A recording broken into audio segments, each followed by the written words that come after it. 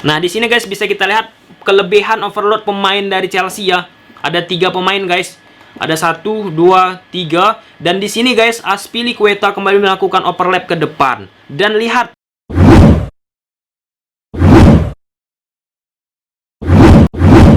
Kaigat ulang cuba-cuba. Nah teman-teman, kali ini kita bakal membahas pertandingan FA Cup tadi malam, Chelsea versus Manchester United. Nah pada pertandingan ini guys, MU harus kalah dengan skor 1-3. Nah jadi tema yang bakalan kita bahas di konten kali ini, kekuatan taktik Frank Lampard tadi malam. Nah tanpa berlama-lama, kita langsung menuju ke grafis.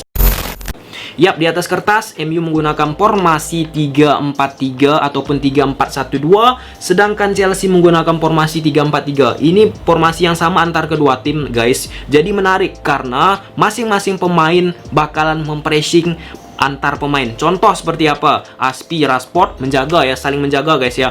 Kemudian Rudiger, Bruno, Joma, James, Fred, Kovacic, Jorginho, Matic, Williams, James, Alonso, Bissaka, Monbelli, Giroud, Maguire, Willian, Lindelof. Nah, jadi kita masuk ke keunggulan Chelsea yang pertama. Ketika MU defense, mereka bakal menggunakan 5 pemain, guys. Jadi di sini pemain Chelsea langsung melakukan pressure.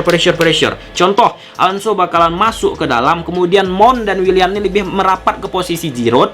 James bakal masuk ke dalam. Nah, jadi di sini guys, setiap pemain-pemain MU memegang bola dari sisi kiri, sisi kanan itu langsung diputus oleh 2 pemain Chelsea. Contoh ketika Willian memegang bola, James langsung memberi pressure dan Willian bersiap-siap untuk mengcover. Itu keunggulan Chelsea yang pertama.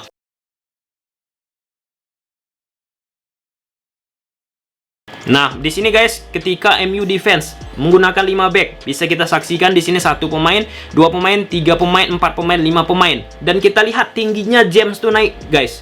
James, pemain dari Chelsea. Nah, ketika James ini naik, posisinya tinggi, di cover oleh pergerakan Azpi ada di belakang, guys. Jadi, ketika MU bersiap melakukan serang balik, sudah siap Azpi untuk menutup dari sisi kiri permainan MU itu sendiri. Nah, di sini guys, ketika MU mencoba build up dari belakang, nah, langsung di pressure oleh James, William, Giroud, dan posisi Kovacic. Langsung mempressure 1 lawan 1 langsung guys. Jadi nggak ada kesempatan pemain MU itu untuk memberikan umpan kombinasi 1-2 sentuhan dari belakang. Langsung di pressure. Jeber, putus lagi. Kemudian guys, kembali ya pressure yang dilakukan oleh Chelsea dari posisi James ke posisi Williams. Dan membuat Williams keteteran dan kesalahan terjadi guys. Pressure ini salah satu kekuatan Chelsea pada pertandingan kali ini. Kita lihat di sini guys, kosong dan kesalahan yang dilakukan. Kemudian guys, ketika Chelsea melakukan serangan, ini penting nih, penting banget nih. Nah, ketika Chelsea melakukan serangan seperti sumber Woskor, di sini dilihat kan guys, ketika Chelsea melakukan penyerangan, Azpi lebih condong sering melakukan overlap ke depan. Nah, jadi bakalan ada overload pemain di sisi kanan permainan Chelsea. Contoh seperti ini guys. Nah, Azpi bakalan masuk ke dalam, Rudiger melebar, Joma mendampingi Rudiger di belakang. Kemudian kita lihat kembali ya, 1 lawan 1 Lindelof menjaga Willian, kemudian Williams menjaga posisi James. Nah, di sini kunci dari Azpilicueta. Dia bakal masuk dari sini melakukan permainan kombinasi dari posisi Willian ataupun James dan menerima bola. Nah, tanpa ada kawalan karena Willian fokus ke James, Lindelof fokus ke Willian, dan Azpi melakukan cutback. Itu yang kedua guys.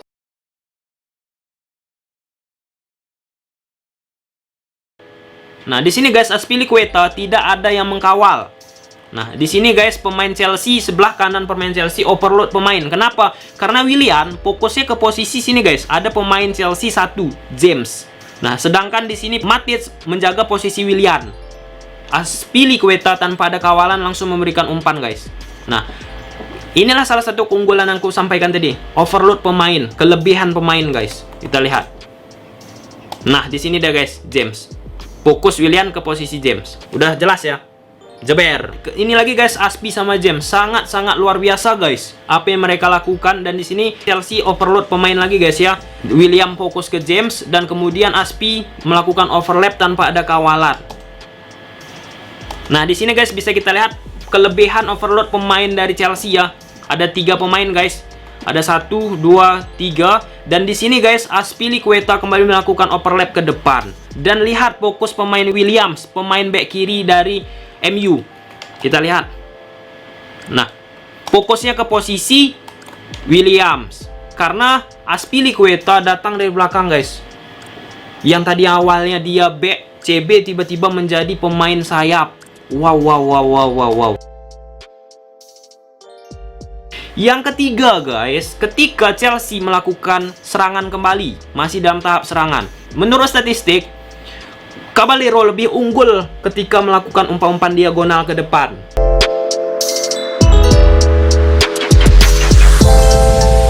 Karena di sini guys nggak bisa Caballero bermain 1-2 sentuhan dari belakang karena di cover Bruno, Rudiger, James, Joma, Rashford, Azpi, Matic, Jorginho, Fred, Kovacic. Mau nggak mau apa yang dilakukan? Memberikan umpan diagonal langsung ke posisi Giroud. Giroud sebagai pemantul dan Mon masuk ke lini belakang garis pertahanan Chelsea dan Giroud memberikan umpan. Dan menurut statistik juga, duel Giroud lebih unggul daripada semua pemain Chelsea ataupun MU itu sendiri guys.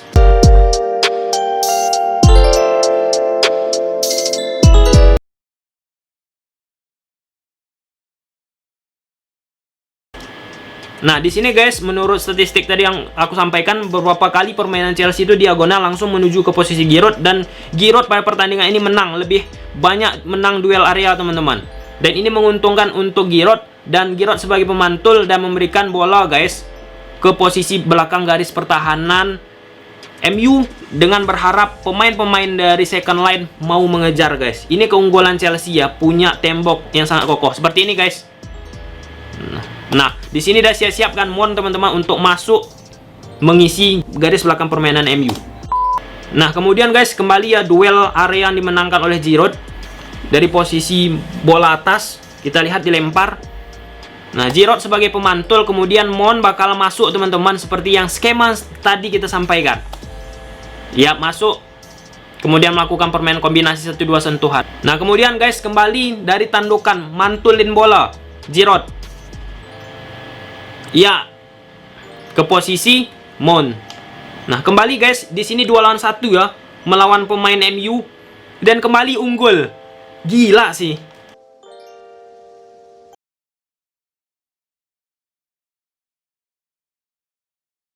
Nah, di sini guys pemain MU di pressure oleh Alonso.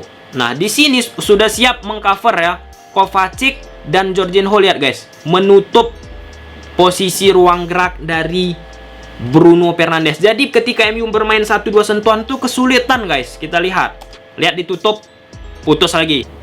Nah, di sini guys defense dari Chelsea. Nah, ketika mereka defense satu pemain. Ada 5 pemain di belakang. Dan lihat nih guys pergerakan dari Jorginho dan Kovacic. Jarak mereka ya antar lini tengah ke lini belakang tuh rapat sehingga pemain MU ketika masuk dari tengah kesulitan. Kita lihat, putus lagi.